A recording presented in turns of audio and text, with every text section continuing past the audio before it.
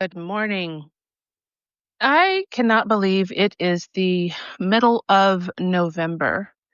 Today is November 17th, 2025, and I like to have specific dates because in my life, there are dates that I remember that are key to my journey that I will never forget because those dates, a lot of them are what moved me to get out of performance and to move freely and gracefully and with intention to live a life that is mine, my own, and no one else's, to let go of the blueprints that people have given me and how I should live my life, to let go of the words spoken over me, the records that were playing nonstop that even kept me in a trauma loop.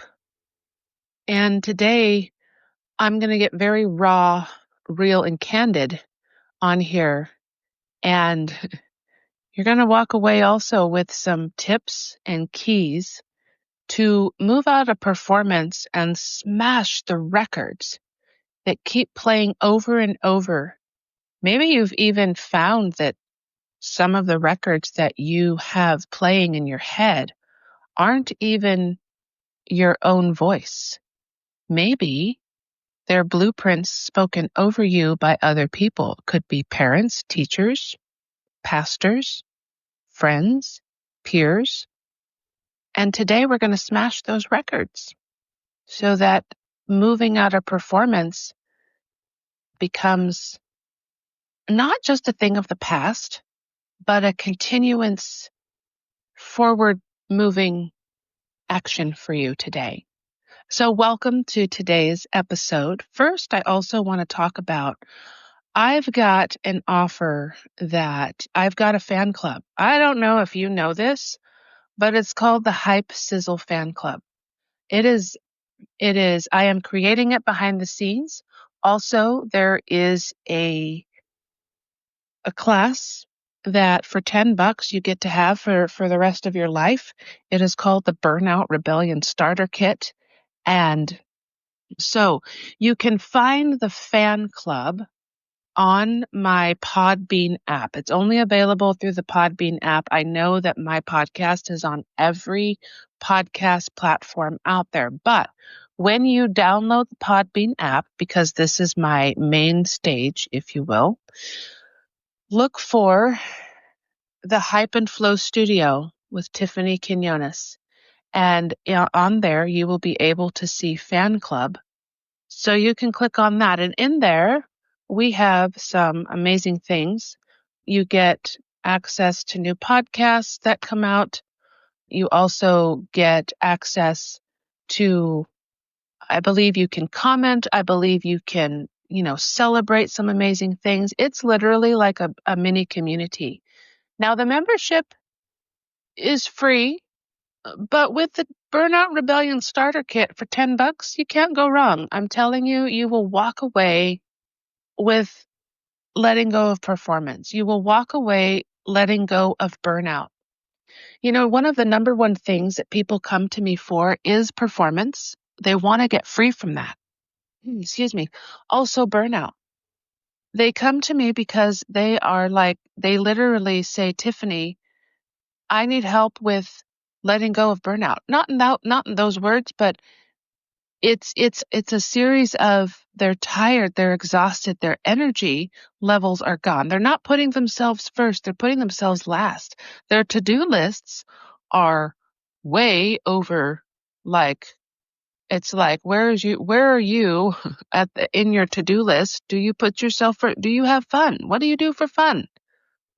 You first is not a bad thing. And by the time my clients are done, in my vicinity, because I have had coaching clients, they walk away with putting themselves first without guilt. They walk away with letting go of things that burned them out.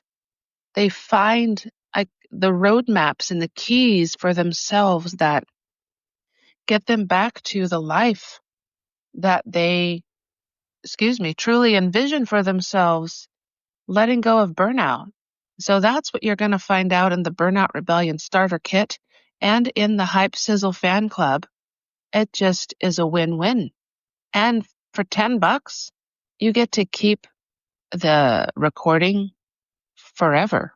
So you can download it to your favorite device. It's an MP4, MP3, but you're going to walk away knowing how to eliminate burnout. And there's some keys in there. And there's simple tips that you can even start today, like celebrating yourself, celebrating all the small things, all the big things, everything in between. Yes. There's a lot of things that we do that also can keep us in burnout and performance. That is living a life with a record of on repeat telling us how we should live our lives, giving us the blueprints on staying in performance, staying stuck in performance. When we are in performance, we end up sometimes repeating things that we're taught. It's very evident, like I'm going to share my experience, of being in the church, right? What do? We quote scripture. We get very good at quoting scripture. In fact, so good that a lot of folks, including myself, we can become so well versed in what we know that it becomes head knowledge. And instead of going to our hearts, we stay in our heads. So much so that we don't really believe it, but we're speaking it so it sounds great, but I'm going to keep performing to look the part. Because what happens in a performance? People, like if you were to go to a performance, a play, a concert, right? You see people on the stage. What is the number one fear that people have who are in performance or in a performance? People aren't going to like me. How am I going to look to people? How am I sounding?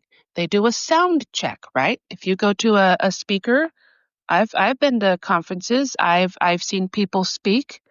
I've seen people like Andy Andrews, Walter Bond. Who else did I see? Who's the guy that New Orleans Saints Drew? Okay. Now, your football buffs are going to have to help me out. Anyway, certain people, okay, that I saw, Joyce Meyer, right? All kinds of stuff and all kinds of people. And I've been to concerts. I've seen Justin Bieber in concert when he was a little thing, right? I've seen Tim McGraw in concert. I've seen other people in concert that I don't remember the names, obviously, but Michael something or other. And a friend's a friend forever, right? That one. Michael Michael W. Smith, right? I've also seen, not the Newsboys, at the Joyce Meyer conference. I forget their names. They were a cool band. I really liked them. But anyway, so we hear the things, we see the things, and we become so well versed. So we have records playing on repeat. So what usually happens? Like, have you heard a song that won't shut off in your brain, right? What happens? It's called an earworm. What does that do?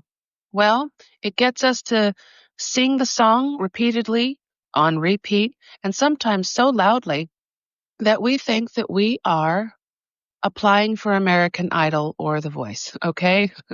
And sometimes singing should only be kept in the shower, right? Or in your car. I am a musical gal, okay? I played the piano as a little girl. I can play music by ear. I haven't played the piano in many years, but I love music. I can hear music. I can create a tune in my head. I just can. I always have a song playing in my head and I move to the beat of my own drum. When I say that, I have a song, I have a tune, I've got it. And so when I walk, I'm literally walking to the beat of my own drum because I've got a musical arpeggio going on in my head. I love music. And there are certain keys that turn me off, certain keys that are like my body's like, yes.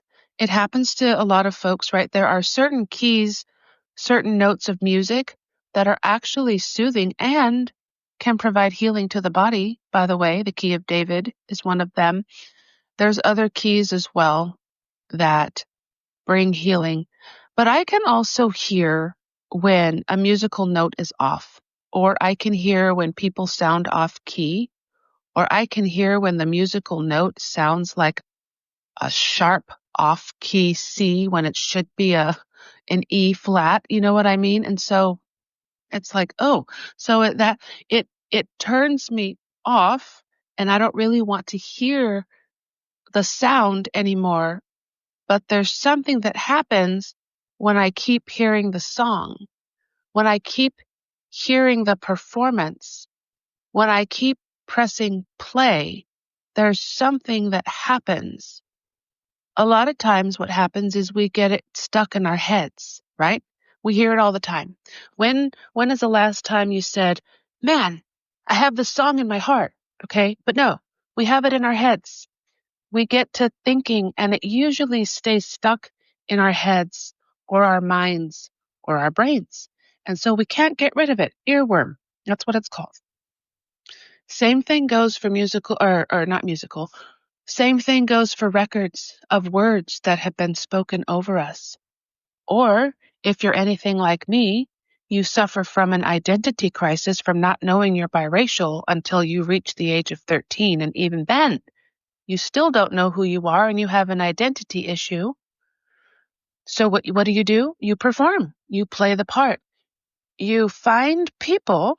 This is what I did. I found people that I would pay, like mentors and coaches, that were popular. And because I didn't know who the heck I was, and I didn't really know what I identified with. I identified with not feeling heard because my voice was squashed and squelched growing up in foster care. And I was taught to believe that I was not important. And I was taught to believe that my voice is to be ignored. So that's how I operated. So I found people that I could mimic, and it's called masks and airs. And I was airy to a voice that wasn't even my own. Now I gathered a following. I wouldn't have been able to do a podcast back then because I gathered people around me that applauded how I sounded, but I performed. I put on the record of what other people would say, of how other people would operate, of things they would do and things they would say, and I sounded like them. And I sounded like a parrot, mockingbird, mockingjay. I sounded good. I did what everybody wanted, but the performance kept me saying things and repeating things that were very, very loud. Very, very loud. So loud that I didn't even know who I was beyond that point. One thing that helped me to stop parroting and repeating what other people would say is I had a mentor, loving mentor, beautiful gal, that looked me in the face one day and said, Tiffany, I see you, but I don't know who you are. Who's Tiffany?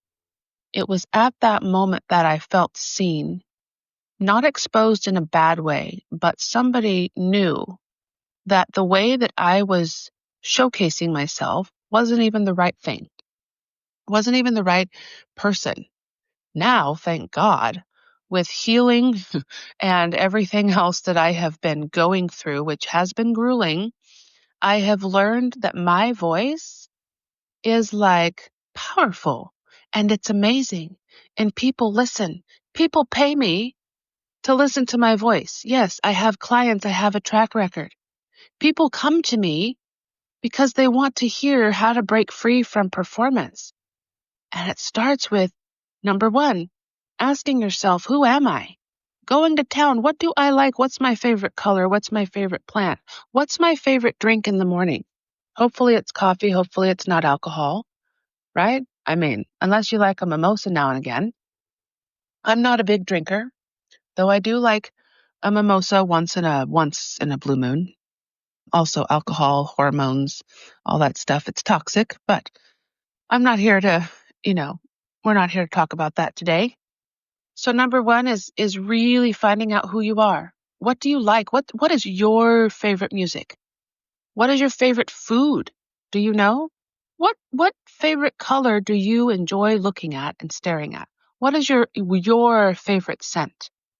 What is your favorite memory as a kid? Not what your parents told you your favorite memory is. Who is your favorite? What is your favorite TV show? What is your favorite character?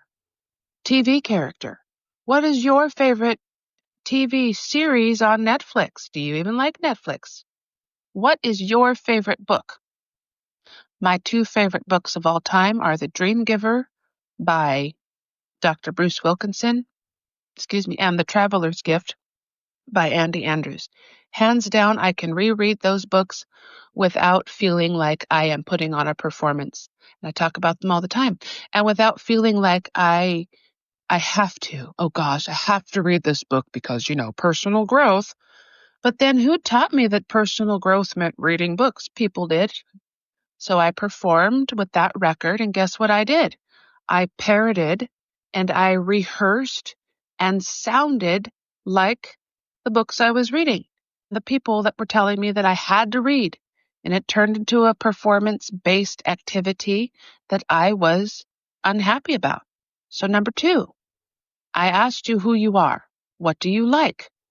Number two, if you don't like something, why are you doing it? Number two. That's number two. If you don't like something, why are you doing it? If you don't like that music, why are you listening? If you don't like that cleaning product, why are you using it? If you don't like that soap, why are you using it? Finding out what you don't like will help you find out what you do like. So yes, that goes with number one, but we're going to make that number two. Performance has its place. In order for me to do this podcast, I have to put on what I call a little bit of performance, not to sound a certain way, but I perform in a way that I don't have to excuse me just a second, try and turn off an alarm so that way it doesn't go off when I'm talking. I put on a little bit of a performance so that I can show up in the way that I am designed to show up. If I were to go on stage, I wouldn't be performing in a fake manner, and I wouldn't be performing to get likes because I already know, I trust, and I believe that what I'm about to say is powerful. What I'm about to say will change and transform lives. And what I'm about to say is people will listen. That's just how I've noticed. Also, with my podcast, I'm up to over 360 downloads. And in 30 days, it's at like over 84. Anyway, my podcast is growing, so it's an indicator. I have the receipts. I've got the coaching clients.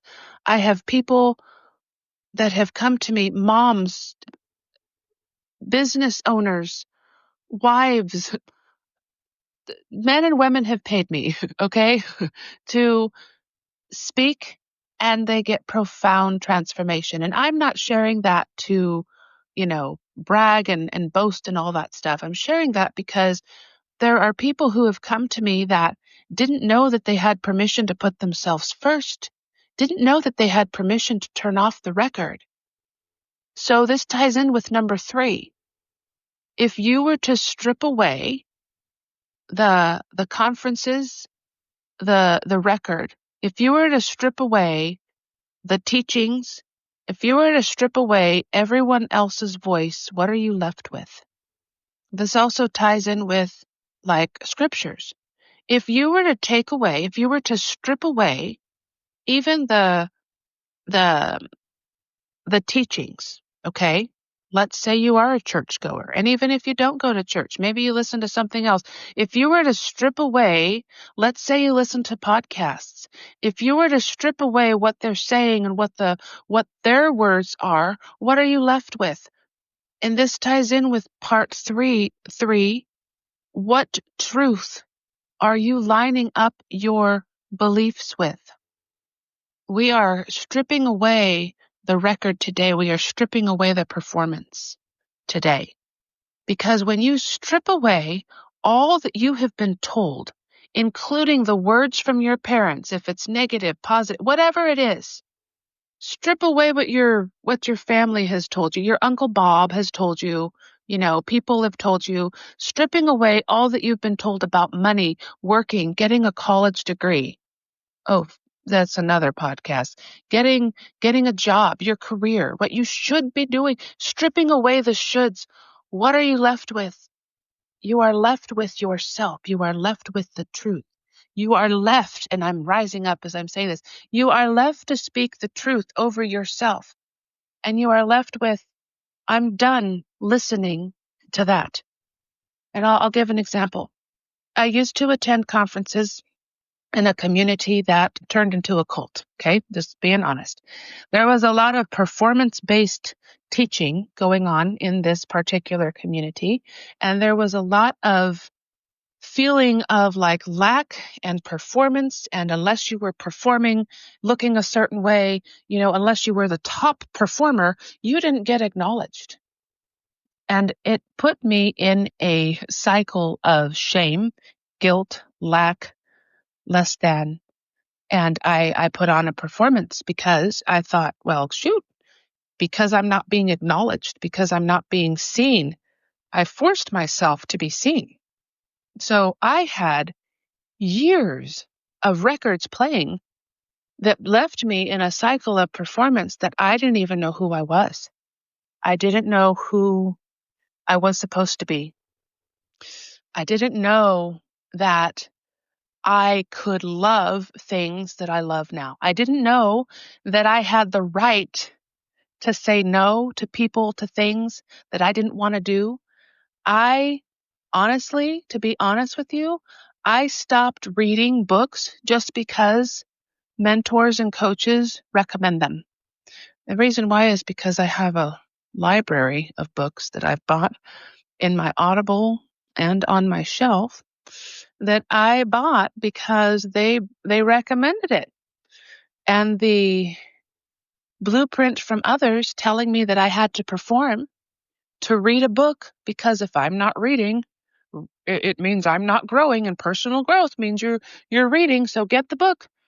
And it was more of a forced action versus a wantable action, which actually zapped the enjoyment of me reading, period, except for those 2 books that I actually love. But if I didn't turn off the record, this goes into number 5. How did I turn off the record? I got healing. I hired the mentors. I hired the coaches that did not teach me about performance, that gave me permission to find out about me, to do what I wanted, to step away, to just be, to not do, to no longer prove. I could cry when I talk about it because I was in such a proving cycle in my life up until 4 years ago. Up until 2021, I forced myself to perform and prove so much just to show that I was smart and capable, because throughout my lifetime of growing up in foster care, I was taught and I was programmed to believe that I was dumb, stupid, and incapable.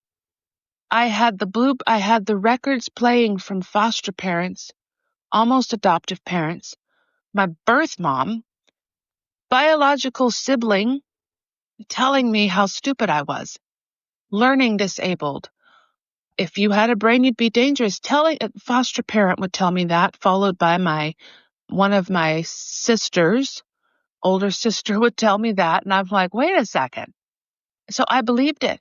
So what did I do? I took on that record, but that was not truthful. Number 5. I believe we're on number 5. Healing, therapy, mentors, coaches, the right spaces.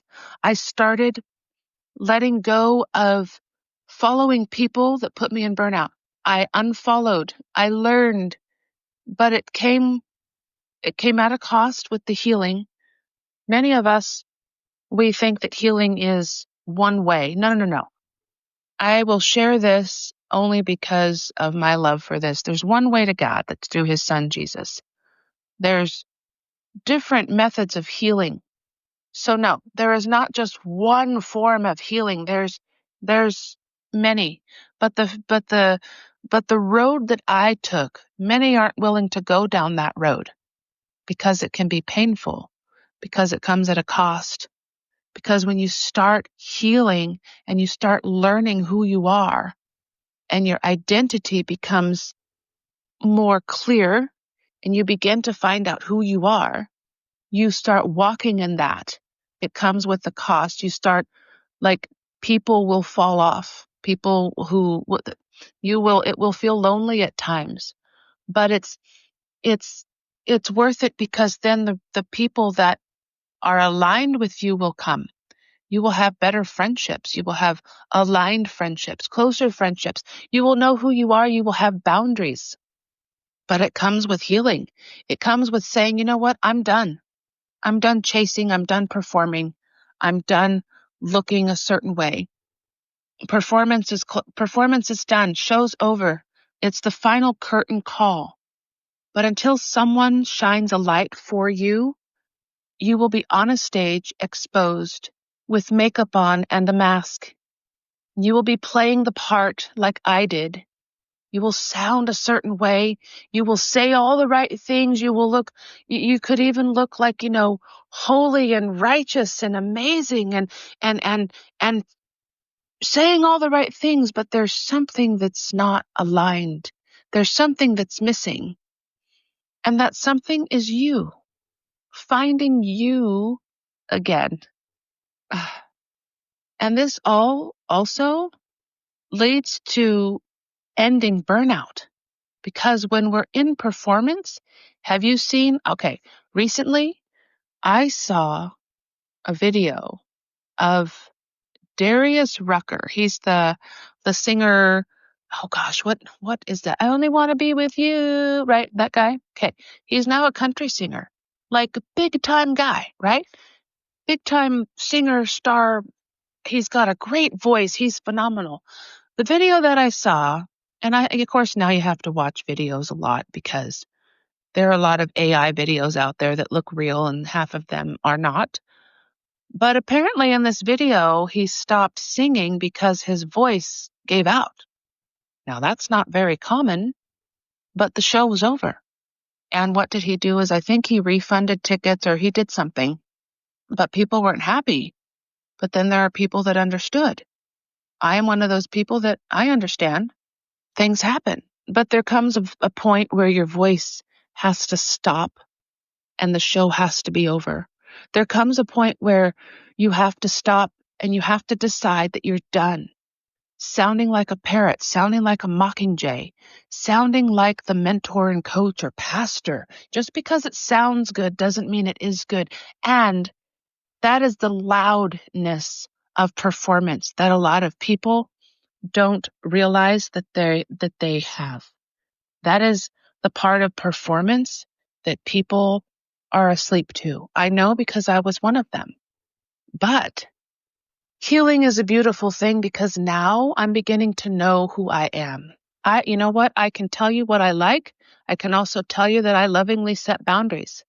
I recently had to restrict somebody in my messenger because if anyone calls themselves a friend and they say to you, they ask you if you're still married or if you've separated from your husband or spouse, all because of what they're seeing online. Well, if you were my friend, you wouldn't have to ask that. We recently moved, and of course I was posting about that, but it was an assumption, and I'm like, I kind of appreciate you for asking, but I don't appreciate you for asking. And it means that you're relying on social media to dictate our friendship, and not everyone deserves access to us. So I restricted them out of my inbox because I'm like, nope, you don't get access to me, period, the end, right? So when we start to know who we are, we set boundaries, we stop performing, we stop being silent, we stop sounding watered down, sugar coated, And if you're there, hello, thank you so much for joining me. Tell me, where in the world are you logging in from? And is this your first time here? I love these live podcasts because then I can connect with you while I'm talking. And I was talking about 6 ways to move out of performance so that you are what's left. You and your amazing self. When you walk, it's a reclamation that we walk through. And when we reclaim ourselves through all 6 things that I shared today, when you find you at the end of that, it's a beautiful thing, because then you realize that you don't have to be loud anymore to be heard. You don't have to repeat the thing. You don't have to water yourself down. You don't have to bite your tongue and hold your breath in conversations. You don't have to allow people to have access to you who have no business having access to you. You no longer settle. And it's a beautiful thing when that happens. And so thank you so much for being here. If you are just now joining me, thank you again for coming on in. And if you go back and listen, you're going to hear 6 keys that I give today. And so I invite you also to comment as you are listening. Tell me what stood out the most to you. I'd love to come back and connect with you. And also where in the world you are listening from. I have been connecting. What did I see?